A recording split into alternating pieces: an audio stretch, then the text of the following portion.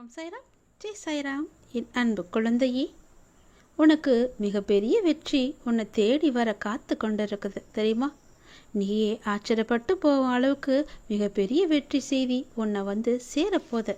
சந்தோஷமாவே நீ இருக்க போற. நீ எதை எதிர்பார்த்து காத்திருந்தாயோ அந்த நல்ல செய்தியே உனக்கு வந்து சேரும். கவலைப்படாத என் தங்கமி. ஏன் அப்படின்னு கேட்குறியா? என்னுடைய அப்பா எல்லாமே என் கூட இருக்காரு. என்னுடைய சோதனைகளை எல்லாத்தையுமே அவரே பார்த்துப்பாருன்ற நம்பிக்கையோடு எவ்வளோ துன்பம் வந்தாலும் அது தாங்கிக்கிட்டு இருக்க இல்லையா? அந்த துன்பத்தை எல்லாம் போக்குவதற்காகத்தான் உன்னுடைய அப்பா உங்ககிட்ட பேசுவதற்காக வந்திருக்காங்க. என்னை நம்பியவர்களுக்கு சோதனை அதிகமாக தான் வரும். ஆனால் அந்த சோதனை எல்லாம் தாங்கும் சக்தியை நான் கொடுப்பேன். அந்த சோதனையே அவங்களுக்கு தெரியாத அளவுக்கு அந்த சோதனையும் நானே அதை கழிச்சிடுவேன். ஆனால் அவங்களுக்கு தோல்வி என்பதே கிடையாது.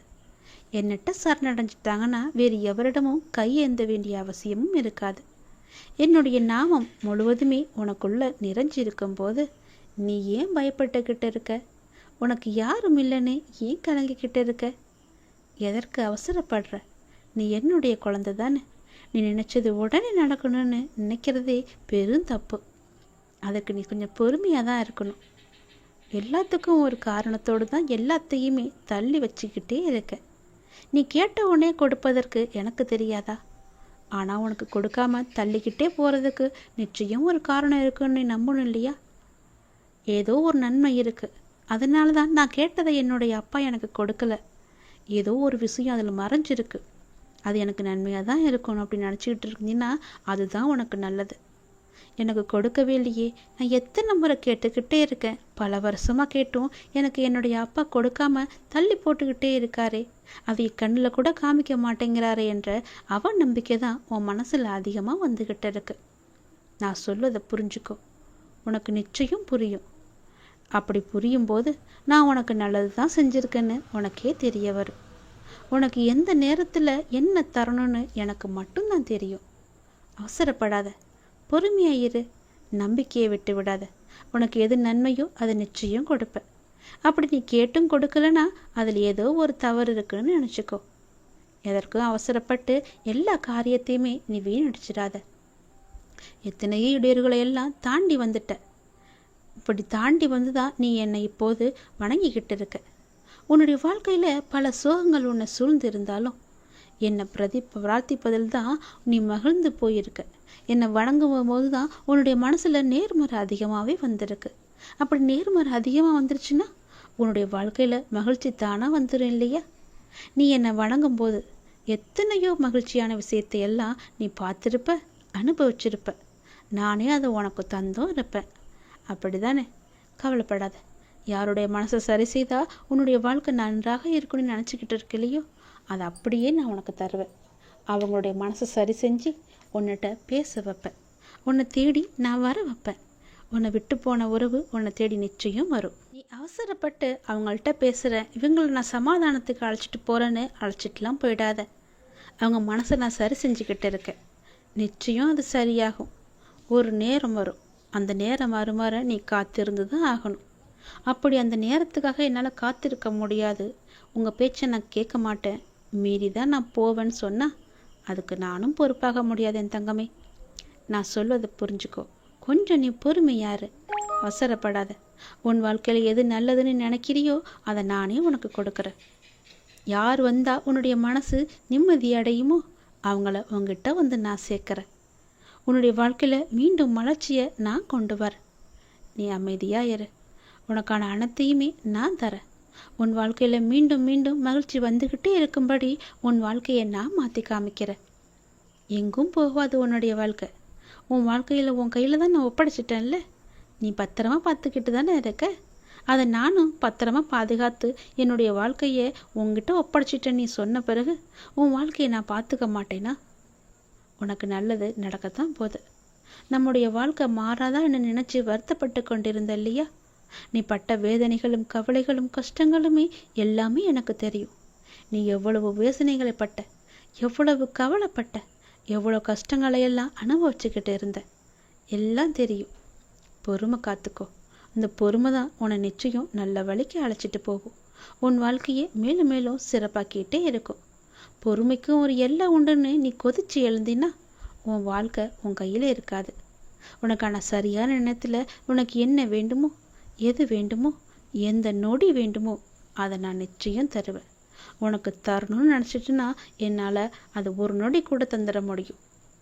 கவலைப்படாத, நிச்சயம் கிடைக்கும். நீ அவசரப்படுவதனால உன் வாழ்க்கையை இழந்துடக்கூடாது இல்லையா? அதனால தான் நான் இவ்வளோ பொறுமையாக சொல்லிக்கிட்டு இருக்கேன். என் பேச்சை மீறி நீ போவாத, யாருக்கிட்டேயும் போய் நிற்காத. நான் இருக்கேன், எல்லாத்தையுமே நான் பார்த்துக்கிறேன். உன் மனசில் குழப்பம் வந்துச்சுன்னா என்னட்ட கேளு, காத்துரு, நிச்சயம் நல்லது நடக்கும். நான் உன்னை எப்போதும் என் கைக்குள்ளே வச்சு பாதுகாத்துக்கிட்டு இருக்கேன். உனக்கு பிடிச்சதை மட்டும்தான் நான் செய்வேன். உன்னை புரிஞ்சு கொள்ளாமல் உனக்கு எதிராக ஏதேனும் செய்து உனக்கு அவ்வப்போது மனவேதனையை நிறைய பேர் தந்துக்கிட்டே இருக்காங்க. ஏதோ ஒரு ரூபத்தில் உன்னை சுற்றி அவங்க வந்துக்கிட்டே இருக்காங்க. உன்னுடைய மனசை புண்படுத்தும்படி செஞ்சுக்கிட்டே இருக்காங்க. அவங்களெல்லாம் நீ பெருசுப்படுத்தாத, அதை நினச்சி நீ வருத்தமும் படாத. அவங்க உன்னை புரிஞ்சுக்கிட்டாலும் பரவாயில்ல, புரிஞ்சு கொள்ளாவிட்டாலும் பரவாயில்ல. நான் உன்னை பார்த்துக்கிட்டு இருக்கேன். உன்னை பற்றி எனக்கு நல்லா தெரியும். உன்னை பற்றி உனக்கு முதல்ல நல்லா தெரியும். உன்னையும் என்னையும் மட்டும் நீ நம்ப. பிற யார் என்ன சொன்னால் உனக்கு என்ன கவலை? எதையுமே நீ காதில் வாங்காதான்னு தான் நான் சொல்கிறேன். உன்னுடைய நல்ல மனம் எது எப்படி இருக்குது என்று எனக்கு மட்டும் தெரியும். நான் என்னும் அகங்காரத்தில் இருப்பவங்க ஒரு நாள் அதை நான் உணர்ந்து உன்கிட்ட வந்து அவங்களோட தவறுகளை எல்லாவற்றையுமே கூறி உன்கிட்ட நிச்சயம் மன்னிப்பு கேட்பாங்க. அது வரைக்கும் நீ பொறுமையாக இரு. நல்ல காரியங்களை நீ தொடர்ந்து செய்து கொண்டே வா. எதற்காகவும் அதை விட்டு விடாத. எதற்காகவும் நீ கலங்கவும் செய்யாத. நீ செய்யும் நல்ல காரியங்கள் தான் உனக்கு கை தூக்கி விட போகுது. உன் வாழ்க்கையில் ஒரு நல்ல திருப்பு முனையாக அது இருக்க போகுது. தொடர்ந்து நல்ல காரியங்களை நீ செய்து கொண்டே வா. உனக்கு நல்லது நடக்கும்படி நான் எல்லாத்தையும் மாற்றி காமிக்கிறேன். நீ நினச்சது உடனே நடக்கணும் மட்டும் நினச்சிக்கிட்டு என்கிட்ட நீ வராத. புரியுதா? என்ன அப்பா என்கிட்ட இப்படி கோவப்படுறாருன்னு நீ என்ன நினச்சாலும் பரவாயில்ல. அதை பற்றி எனக்கு கவலையும் கிடையாது. உன்கிட்ட நான் பல முறை சொல்லிட்டேன், பொறுமையாயிருன்னு. அந்த பொறுமை உன்கிட்ட இல்லைன்னா நான் என்ன தான் செய்ய முடியும்? எத்தனை முறை சொன்னாலும் நான் காதில் வாங்க மாட்டேன். நான் இஷ்டப்படி தான் இருப்பேன்னா வேறு ஒன்றும் என்னால் செய்ய முடியாது. நீ பார்த்துக்கோ, உன்னுடைய வாழ்க்கையை நீயே பார்த்துக்கோ. நான் சொல்கிறத சொல்லிட்டேன். உன்னுடைய நம்பிக்கை எப்படி என்கிட்ட இருக்கோ அதன்படி தான் நானும் உனக்கு செய்வேன். பிறகு என்னை எங்கள் அப்பா பார்த்துக்கவே இல்லை, நான் சொன்னதை கேட்கவே இல்லை, எனக்கு வேண்டுதலை நிறைவேற்ற கொடுக்கலன்னு என்கிட்ட நீ புலம்பக்கூடாது. புரியுதா? நான் கொஞ்சம் கண்டிப்பாக தான் பேசுவேன். நான் என்னை நம்பி வந்துட்டாங்கன்னா அவங்களுக்கு சோதனை தருவேன். அந்த சோதனைகளையெல்லாம் அவங்க தாங்குகிற சக்தி அவங்களுக்கு இருக்கா? அந்த சோதனையிலையும் என் மேலே நம்பிக்கை அவங்க வச்சுருக்காங்களான்னு ஒரு பரீட்சை வச்சு பார்ப்பேன். அந்த பரீட்சையில் அவங்க ஜெயிச்சிட்டாங்கன்னா நிச்சயம் என்னுடைய லீலைகள் எல்லாமே அவங்களுக்கு தெரிய வரும். வேறு யார்கிட்டமும் கையேந்தப்படிய முடியாத அளவுக்கு அவங்களுக்கு எல்லா தேவையுமே நான் நிறைவேற்றி தருவேன். நமக்கு இருக்கிற சொந்தம் நமக்கு எதற்கு? நமக்கு தான் எல்லாமே இருக்கே. நாம் கொடுத்தது எல்லாமே நமக்கு திரும்ப வரணும்னு நினைக்காத. யாருக்கு நம்ம எந்த ஒரு உதவி செஞ்சாலும் பிரதிபலன் எதிர்பார்க்காம செய்யணும்னு சொல்லுவாங்க இல்லையா? அப்படி உன்னுடைய கடமை, உன்னுடைய தேவை எல்லாவற்றையுமே எனக்கு தெரியும். நீ யாருக்கு செஞ்சாலும் எந்த ஒரு பிரதிபலனும் எதிர்பார்க்காம செஞ்சுட்டு வா. நானும் அப்படிதான். நான் உனக்கு செய்யறதுக்காக உங்ககிட்ட தச்சனையோ வேறு எதுவுமே நான் கேட்க மாட்டேன். என் மேலே நம்பிக்கை மட்டும் வையின்னு தான் நான் சொல்கிறேன். நம்பிக்கையை என்கிட்டேருந்து நீ எடுத்துடு. அந்த நம்பிக்கையை எடுத்துட்டு நம்பிக்கையை மட்டும் வை. பொறுமையாக காத்துக்கிட்டேரு. உன் வாழ்க்கையில் நல்லது நடக்க வேண்டியது இருந்தால் அது நிச்சயம் நடக்கும். அப்படி நல்லது நடக்க எந்த நேரத்தில் எப்போது எப்படி எங்கே தரணும்னு எனக்கு தெரியும். அது நிச்சயமாக உன் கையில் நான் சேர்ப்பேன்.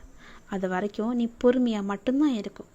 மிகப்பெரிய வெற்றி உன்னை தேடி வந்துக்கிட்டு இருக்கு. நீயே ஆச்சரியப்பட்டும் போவ. அப்படி வரும்போது இந்த நேரத்தில் போய் உன் மனசில் நம்பிக்கையை வச்சுக்கலாமா? நம்பிக்கையை எடுத்துட்டு உன் மனசு முழுக்கதுமே நம்பிக்கையை மட்டும் வை. என்னால் முடியும், அந்த வெற்றியை என்னால் பெற முடியும், எனக்கு துணையாக எங்கள் அப்பா இருக்காருன்னு நம்பு. எல்லாவற்றையுமே செஞ்சு பாரு. உன் வாழ்க்கை நல்லா இருக்கும். நீ நினச்ச மாதிரியே உன் வாழ்க்கை பிரகாசமாக இருக்கும். யார்கிட்டமும் போய் நீ கையேந்து நிற்க வேணாம். யாருக்கிட்டேயும் போய் நீ கை கட்டி நிற்கவும் வேணாம். நீ தான் ராஜா, நீ தான் மந்திரி. உன் வாழ்க்கை நல்லாவே இருக்கும். சந்தோஷமாயிரு. உனக்காக தான் நான் இருக்கேன். நல்லது நடந்து கொண்டே இருக்கும் உன்னுடைய வாழ்க்கையில். எப்போதுமே உன் கூட நான் இருக்கும்போது எதற்கும் பயப்படாத. நல்லது நடக்கும் உனக்கு. ஒரு மனிதன் எப்பொழுதும் கஷ்டத்தை மட்டும் தான் அனுபவித்து கொண்டிருக்க வேண்டுமா என்பதுதானே உன்னுடைய மனக்குமரல். உன்னுடைய மனக்குமரலை நான் அகற்றப் போகின்றேன்.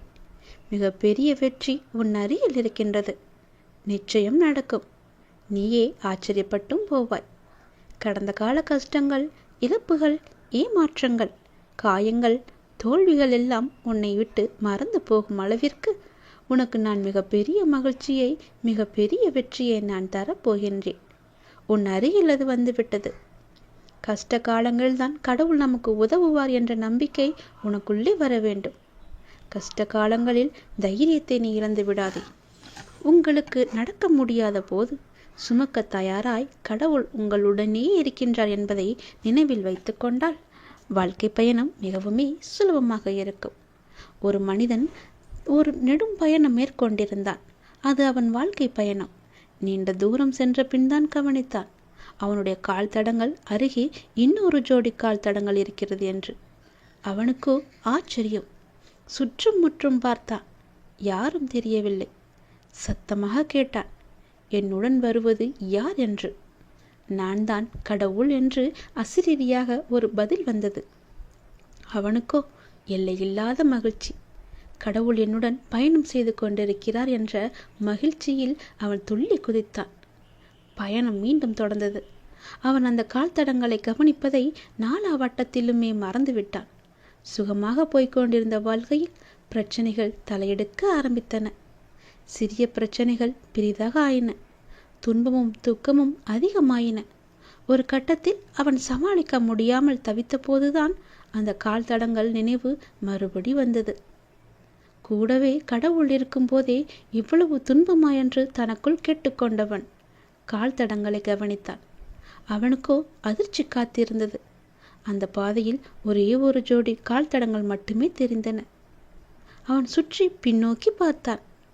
அவன் கஷ்ட காலம் ஆரம்பித்த கணத்திலிருந்து ஒரே ஒரு ஜோடி கால் தடம் மட்டுமே தெரிந்தது அவனுக்கு. அவனுக்கோ அழுகையாய் வந்தது. கண்ணுக்கு தெரியாத அந்த கடவுளை அழுகையினுடைய கேட்டான்.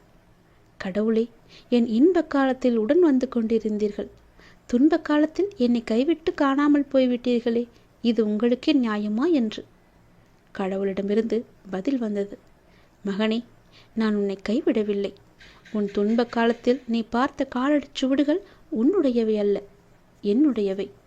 இந்த கடின யாத்திரையில் நடக்க முடியாத உன்னை தூக்கி கொண்டு நான் நிறைய தூரம் நடந்து வந்திருக்கின்றேன். அதனால்தான் நீ உன்னுடைய காலடி சுவடுகளை காண முடியவில்லை.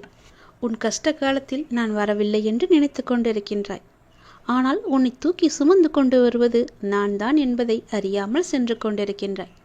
அந்த மனிதன் கண்களில் நன்றியுடன் வழிந்த கண்ணீர் நிற்க நிறைய நேரம் ஆய்விட்டது. குற்றம் காண்பதில் மனிதன் சமத்தமானவன். அவனுக்கு அதற்கு நிறைய நேரம் தேவைப்படுவதில்லை. ஒரு நொடி போதும்.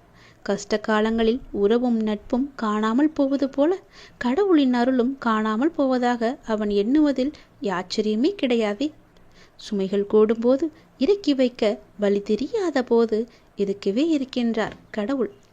அவனிடம் வசவுகள் வாங்கி கொள்ள வந்த கஷ்டங்கள் எல்லாம் நமக்கு தெரியும். எத்தனையோ கஷ்டங்கள் வரவிருந்து அவை இறை அருளால் வராமல் தவிர்க்கப்பட்டிருக்கலாம். அவை நம் கவனத்திற்கு வராமலேயே போய்விடுகிறது. கடவுள் கணக்கு சொல்வதில்லை. எனவே எத்தனையோ உண்மைகளை நமக்கு தெரியாமலேயே போய்விட்டிருக்கின்றன. துன்பங்களும் சோதனை காலங்களும் வரும்போது நாம் ஒரு பெரிய உண்மையை மறந்துவிடக்கூடாது. எதுவுமே காரணம் இல்லாமல் நம்மிடம் வருவதில்லை என்று. அவற்றில் சில நாம் சம்பாதித்தவை. நம் முந்தைய செயல்களின் விளைவுகள் நாமே வரவழைத்தவற்றை நாம் சந்தித்துதானே ஆக வேண்டியிருக்கின்றது. மறப்பதும் எதிர்ப்பதும் நியாயமல்ல. மற்றவை நாம் வளர பக்குவப்பட தேவையான அனுபவங்களை அது கற்றுத்தருகிறது.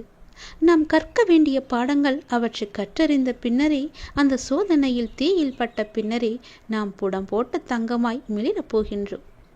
அவை நம் வாழ்வில் வராவிட்டால் நாம் சோபிப்பதும் இல்லை. கையால் மென்மையான தடவி கொடுத்தே கல்லை சிலையாக்க முடியாதல்லவா? எண்கள் மட்டுமே வந்து கொண்டிருந்தால் நாம் பக்குவம் அடைவதும் முடியாதல்லவா? சாத்தியமே கிடையாது. உளிக்கு கல்லின் மீது பகை இல்லை. உளியடிகளை தாங்காத கல் அழகிய சிலையாவதில்லை. கடவுள் என்ற சிற்பி நம்மை செதுக்கும் போது அழகிய சிலையாக போகிறோம் என்ற உணர்வுடன் தாங்கிக் கொண்டால் இது அர்த்தமில்லாமல் புரியாது என்பதை நாம் உணரவே மாட்டோம். அது நிச்சயம் ஆனந்தமாகவே இருக்கும் என்பதை உணர்ந்தால் கடவுள் மீது அவன் நம்பிக்கையை நாம் கொள்ள மாட்டோம். இன்னொரு விதமாக சொல்லலாம், மருந்து கசக்கிறது என்று குழந்தை கதறி அழுதால் தாய் விட்டு விட மாட்டாள். குழந்தை குணமாக வேண்டுமென்று அக்கறை அவளுக்கு அதிகமாகவே இருக்கும். பலவந்தமாக மருந்தை குழந்தையின் வாயில் திணிக்கையில் குழந்தை தாயை ஒரு கொடுமைக்காரியாக கூட நினைக்கலாம்.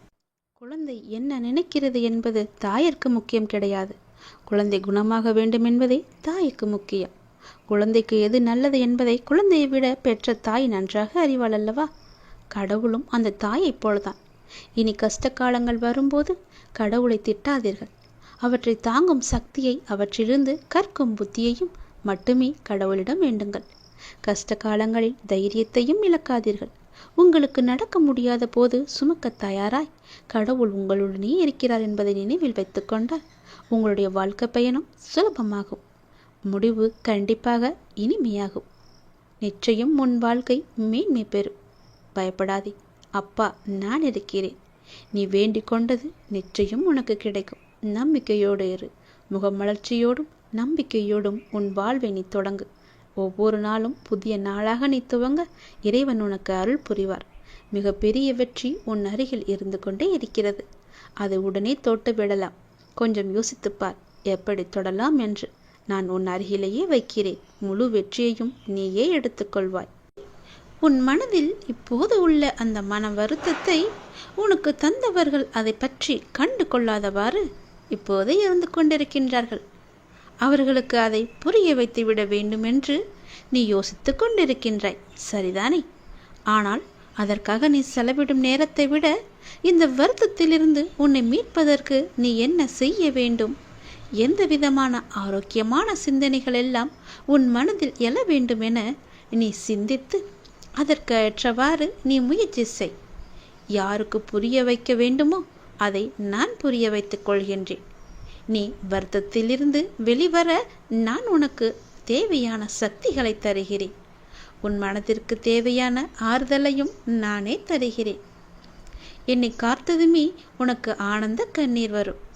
என் வாழ்க்கைக்கு நீதான் பொறுப்பு என்று நீ என்னிடம் ஒப்படைத்து விட்டாய். அப்படி இருக்கும்போது உன் வாழ்க்கை முழுவதும் என்னுடைய பொறுப்பாகிவிட்டது. யார் உனக்கு துன்பம் கொடுக்க வந்தாலும், யார் முயற்சித்தாலும் உனக்கு இன்பம் கொடுக்கவே நான் உனக்குள்ளே வந்திருக்கின்றேன். உன்னுடைய இன்பத்திற்கு ஒரு நல்ல தொடக்கமாக இன்று அமையப் போகின்றது. துன்பத்திற்கு ஒரு முற்றுப்புள்ளியை நீ நேற்றே வைத்து விட்டாய். கர்ம வினைகளை ஒரு புறம் நீ சரி செய்து கொண்டே செய்யும் கடமைகளில் நீ வெற்றியும் பெறப்போகின்றாய். நிச்சயம் உன்னுடைய வாழ்வில் மாற்றம் வரும். அது உன் வாழ்க்கைக்கு தேவையான நல்ல மாற்றமாகவே இருக்கும். அதுபோலவே நீ வாழ்வில் தொலைத்த ஒன்றும் உனக்கு கிடைக்கப் போகின்றது. அது எதுவாக வேண்டுமானாலும் இருக்கலாம். அது நீ தொலைத்த பொருளாக இருக்கலாம். நீ உன்னை விட்டு சென்ற உறவாக இருக்கலாம். உன் உடல் உபாதையை தீரழித்து கொண்டிருக்கும் ஆரோக்கியமாக இருக்கலாம். உனக்கு மனக்குழப்பத்தை தந்த நிம்மதியாக கூட இருக்கலாம். ஏதோ ஒன்று நீ தொலைத்ததிலிருந்து உனக்கு கிடைக்கப் போகின்றது. அது உனக்கு பெரும் மகிழ்ச்சியை நிச்சயம் தரும். நீ என் மீது கொண்ட நம்பிக்கை மற்றும் என்னை நோக்கி வைத்த பிரார்த்தனையின் பரிசாக உனக்கு அது கிடைக்கப் போகின்றது. உன் வாழ்க்கையில் பல மடங்கு மகிழ்ச்சி உனக்கு திரும்ப கிடைக்கப் போகின்றது. உனக்கு யாரும் இல்லை என்று வருந்தி கொண்டிருக்காதே. உன் மனக்குழப்பத்தை தீர்க்க நான் வருகிறேன். உன் மனதிலுள்ள வருத்தத்தை போக்க நான் தருகிறேன் நல்ல மருந்தை. அதை நீ உட்கொண்டாய் என்றால் உன் வாழ்க்கை நன்றாக இருக்கும். உன் மனதிலும் தேவையற்ற சிந்தனைகளை எல்லாம் தூக்கி எறிந்துவிட்டு நேர்மறை எண்ணங்களை மட்டுமே உனக்குள்ளே வைத்துக்கொள். வருத்தத்திலிருந்து வெளிவர நான் உனக்கு சக்தி தருகிறேன். நீ சிந்தித்து செயல்படு. ஒவ்வொன்றையும் முயற்சி செய். யாருக்கு புரிய வேண்டுமோ அவர்களுக்கு நான் புரிய வைத்துக் கொள்கிறேன். உன் வாழ்க்கை ஒளிமயமாக மாற நான் பொறுப்பெடுத்துக் கொள்கிறேன். நீ தொலைத்த ஒன்று நிச்சயம் உன் கையில் வந்து சேரும். அந்த நாள் வெகு தூரம் இல்லை, கண்டிப்பாகவே கிடைக்கும். மகிழ்ச்சியோடு இரு, நல்லது நடக்கும்.